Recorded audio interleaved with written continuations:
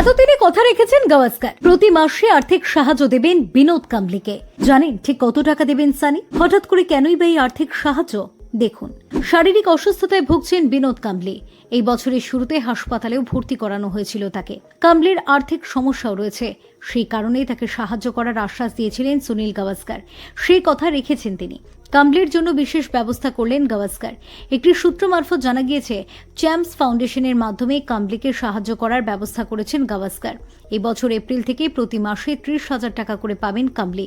এছাড়াও বার্ষিক 30,000 টাকা পাবেন চিকিৎসার জন্য। কাম্বলিকে নিজের ছেলের সঙ্গে তুলনা করেছিলেন গাভাস্কার। তিনি বলেছিলেন, 1983 সালে যে দল বিশ্বকাপ জিতেছিল সেই দলের ক্রিকেটারেরা পরের প্রজন্মকে খুবই স্নেহ করে। আমার কাছে তো ওরা নাতির মতো, কেউ কেউ আমার ছেলের বয়সী। আমরা ওদের সকলের খেয়াল রাখি, বিশেষ করে যখন ভাগ্য ওদের সঙ্গ দেয় না। সাহায্য শব্দটা আমার পছন্দ নয়। আমাদের বিশ্বকাপ জয়ী দল চায় ওদের খেয়াল রাখতে। আমরা কাম্বলির পাশে দাঁড়াতে চাই। কিভাবে সেটা করা যায় দেখতে হবে। আমরা সেই সব ক্রিকেটারের পাশে দাঁড়াতে চাই যাদের ভাগ্য সঙ্গ দিচ্ছে না।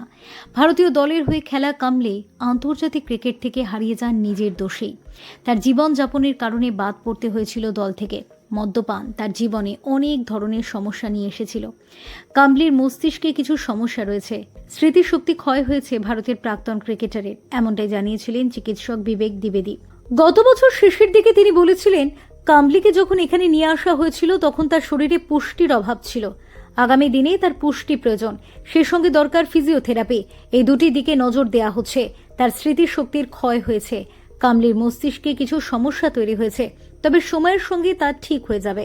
100% না হলেও 80 থেকে 90% স্মৃতিশক্তি ফিরে পাবেন তিনি। Bureau report, TV7 Bangla.